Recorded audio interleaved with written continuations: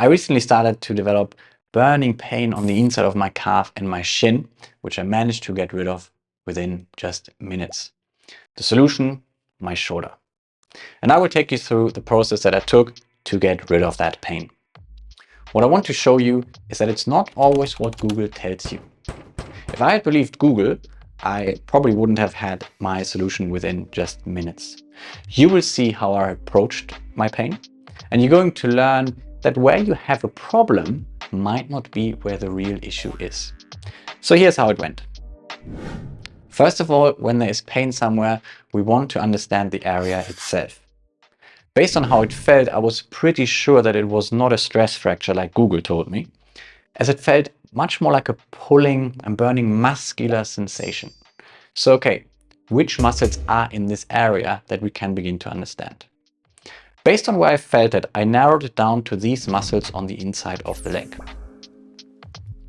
Now this might not always be the case, as pain can sometimes be referred to an area from very far away.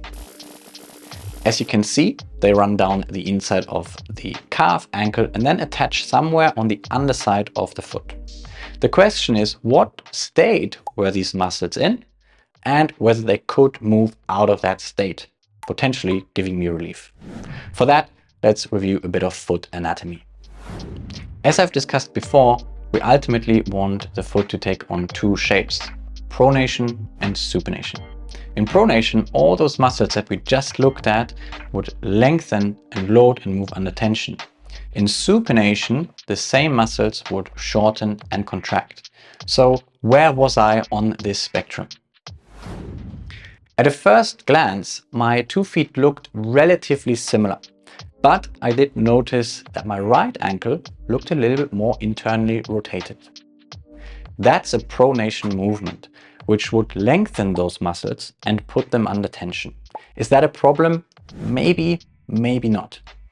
The internal rotation, however, will travel through the rest of my system. As you can see, my right knee was more rotated than my left, which is what we would expect if the rear foot is more internally rotated.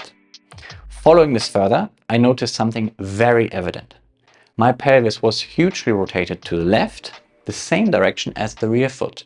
Here again, that is something that I would expect with a foot that is on the flatter side, as the foot simply drives the pelvis into the same rotational pattern, and vice versa. If my pelvis was so clearly rotated left, my spine above was rotated right, the opposite way. Because if that was not the case, I probably wouldn't have spotted that big pelvis rotation as easily when I looked down. Okay, so we have a rear foot that's internally rotated, lengthening and loading the tissues on the inside of my lower leg where I had my discomfort. The leg and the pelvis have followed that as expected, and the spine and upper body have turned back the other way. This in itself might not be a big problem, but the question now was, could I do the opposite of what I just found? Immediately when I tried to rotate my pelvis the opposite way to the right, my right foot came away from the floor. So already this was telling me that my foot, which was loading the inner leg muscles, was unable to offload them, as it was unable to supinate. So that complaint down there was starting to make sense. What I wanted to achieve was a re-supination of my foot. I could have definitely worked on just that to create the opposite experience for my foot and these surrounding muscles. And in fact, if someone had come to see me, that is probably what I would have done first of all, because most people's feet simply don't move. And giving someone back those movements often goes a very long way in helping them feel different. However, because I've done so much work on myself and my body, and I know my injury history and how it lives in my body, I felt like there was more to that. That pelvis to ribcage rotation really grabbed my attention. So I started to approach it from a different angle. Could it be that my foot is simply taking on that shape in order to make up for something else above? And yeah, that intuition was right. I wanted to know, well, what happens above when I change the foot and pelvis rotation, assuming that these could be adaptations to something else up there. To check this, I consciously de-rotated my pelvis to see what happens. As we already saw, the foot was unable to pick itself back up and move to a more neutral position. The foot shape that you're seeing here, by the way, is called a varus forefoot. I will do another video on what that is exactly very soon. So I used a wedge to help my foot find the ground as my pelvis was artificially rotated the other way. And then the following happened. With my lower body and pelvis now in a more neutral position, it was really evident just how rotated my ribcage and spine were. But have a look at that shoulder. My spine went right, but my shoulder went left. That's an internal rotation of my right shoulder. Now, why is that important? Because in the past, I've had many dislocations and a labral tear in that shoulder. And now it almost seems like it's just hanging there, not quite in the right place.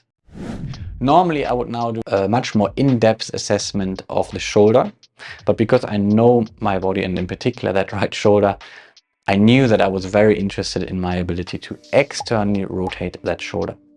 But what I was really interested in was whether that shoulder and ribcage position were indeed affecting the pelvis and foot position.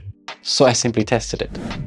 I took the wedge back out, did a few clean external rotations of the shoulder, which generally feels really good and nice for it, held a more externally rotated position in the shoulder, and checked my foot's response to my pelvis rotation.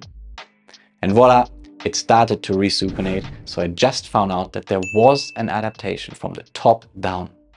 I then went ahead and worked on my shoulder, gave it some nice rotations back, let that travel through the shoulder girdle into the spine, and I immediately saw the difference. Remember that big rotation of the pelvis? Gone. When the pelvis rotates back to more neutral, it will normally take that right leg with it. And here again, we can see how that happened. The knee is less externally rotated and the rear foot appears a lot less internally rotated, therefore reducing that load that these muscles experienced at rest in this case. And importantly, even just in that position, I could already not feel my leg pain anymore. When I started this process, standing made the pain the worst. And when I went through those first few steps earlier, I did have a constant burning sensation, which was now gone. So to recap, first I started by looking at the anatomy around the area where I had my pain. I then looked at the shape of the structure that these muscles attach to and found that the rear foot looked more internally rotated, which puts these muscles under tension. I followed this pattern up the chain and found a big pelvic rotation with a ribcage that turned the other way. I then wanted to find out whether my body could do the opposite to what I just found, and it couldn't. The muscles in my leg were therefore unable to move out of that tension. And as I mentioned earlier, for most people, it might be wise to actually get motion back that's missing in the foot and leg and pelvis. But because I've done so much work, I knew that there was probably more to it. So now I neutralized the foot and pelvis to check how my body would adapt to that.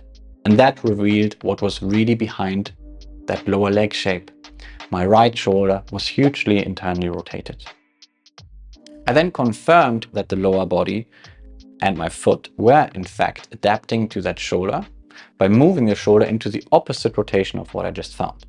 And I then retested my foot's ability to respond to movement from the pelvis above. And bingo, that worked.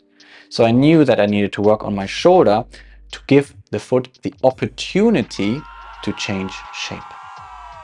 Finally, I went to work on the shoulder. I got some nice rotations back, and that eventually cleared my leg pain within just a few minutes.